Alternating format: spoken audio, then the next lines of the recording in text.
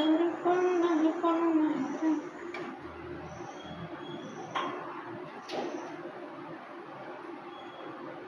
உயிரே.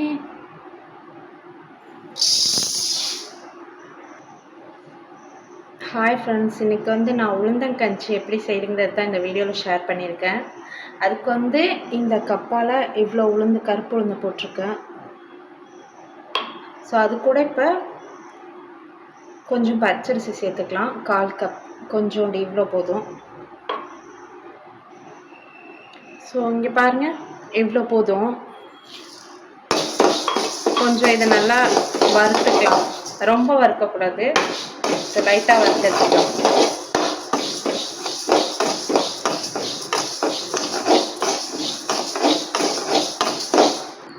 So of பண்ணியாச்சு, ரொம்ப வறுக்கக்கூடாது, லைட்டாக வறுத்து எடுத்துக்கிட்டேன். இது ஆறுனதுக்கு அப்புறம் இதை அரைச்சி பவுடர் ஆக்கிக்கணும். இதுக்கு வந்து நான் இப்போ ஒரு மூடி தேங்காய் பால் எடுத்துருக்கேன். ஸோ நல்லா திக்காக ஒரு மூடி தேங்காய் பால் எடுத்து வச்சுருக்கேன். தேங்காய் பூவும் ஆட் பண்ணலாம், பட் குட்டீஸ் வந்து சாப்பிட டிஸ்டர்பாக இருக்கும், அதனால் பாலை ஆட் சேர்த்துருக்கேன். ஸோ இது கூடவே ஒரு 5 பாதாமும் ஆட் பண்ணியிருக்கேன். ஸோ அதை வறுக்க மறந்துட்டேன்.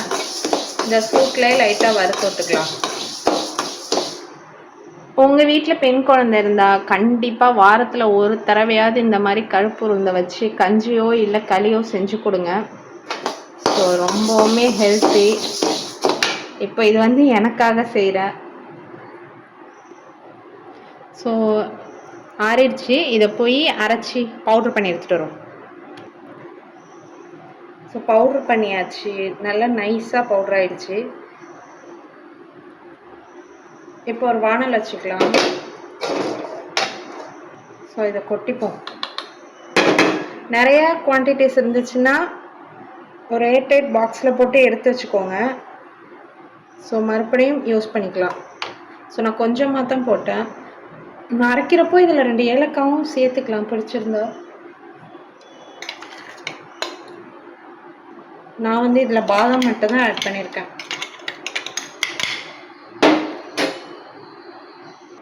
ஸோ இதில் வந்து தண்ணி, அடுப்பு பற்ற வைக்கல இன்னும் நான். ஸோ தண்ணி ஆட் பண்ணி கட்டி இல்லாமல் மிக்ஸ் பண்ணிக்கிறேன். அதுக்கப்புறம் தான் அடுப்பு பற்ற வைக்கணும். ஸோ நல்லா கரைச்சிட்டாச்சு. இப்போ அடுப்பை பற்ற வச்சுப்போம். ஸோ பற்ற வச்சு லைட்டாக கொதி வந்தோன்னா சிம்லேயே வச்சு கிண்டி விடணும், அடி பிடிச்சிடும் இல்லைன்னா. என்னோடய சேனலை நீங்கள் ஃபர்ஸ்ட் டைம் பார்க்குறீங்கன்னா ப்ளீஸ் ஒரு சப்ஸ்கிரைப் பட்டனை தட்டி விட்டுக்கோங்க, அப்படியே ஒரு லைக் பண்ணிடுங்க.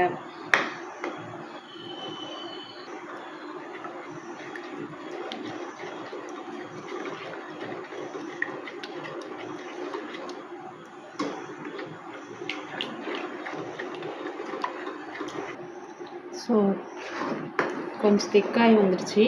இப்போ வந்து இது கூட நாட்டு சர்க்கரை ஆட் பண்ணிக்கலாம்.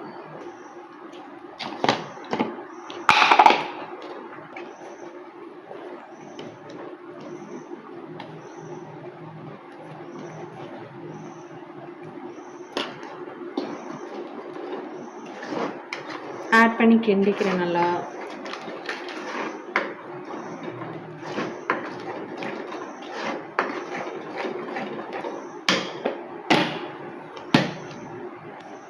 ஸோ இதில் தேங்காய் பால் சேர்க்கறதுனால தான் கொஞ்சம் தண்ணி கம்மி பண்ணியிருக்கேன். நீங்கள் தேங்காய் பூ போடுற மாதிரி இருந்தால் இன்னும் கொஞ்சம் தண்ணி ஆட் பண்ணிக்கணும். ஸோ நல்லா வெந்துருச்சு, சூப்பராக ரெடி ஆயாச்சு.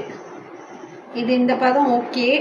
அதுக்கப்புறம் இது நல்லா ஆற விட்டு அதுக்கப்புறம் தேங்காய் பால் சேர்ப்போம். சூடாக இருக்கிறப்போ சேர்க்க வேண்டாம். ஸோ அடுப்பு ஆஃப் பண்ணிக்கலாம். அடுப்பு ஆஃப் பண்ணியாச்சு. ஸோ இது வந்து நல்லா ஆறட்டும். ஆறுனதுக்கு அப்புறம் தேங்காய் பால் சேர்ப்போம்.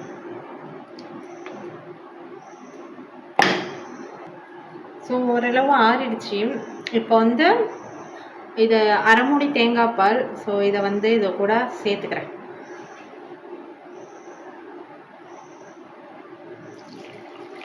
கொஞ்சம் கொஞ்சமாக சேர்த்து மிக்ஸ் பண்ணுவோம்.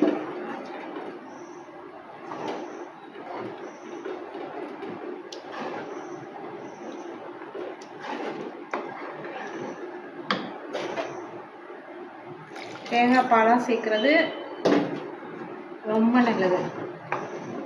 வயிறு புண்ணு இருந்தால் கூட இந்த மாதிரி சாப்பிட்டா அது ரொம்ப நல்லது.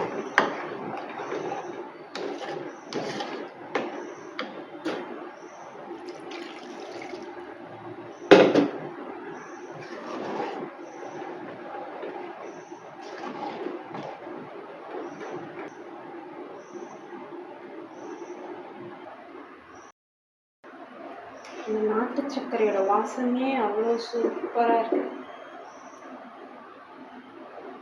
உங்ககிட்ட என்ன இருக்கோ அதை ஆட் பண்ணிக்கோங்க, கருப்பட்டியோ வெல்லமோ. ஆனால் சுகர் இல்லாமல் பசங்களுக்கு கொடுக்குறது ரொம்பவுமே நல்லது.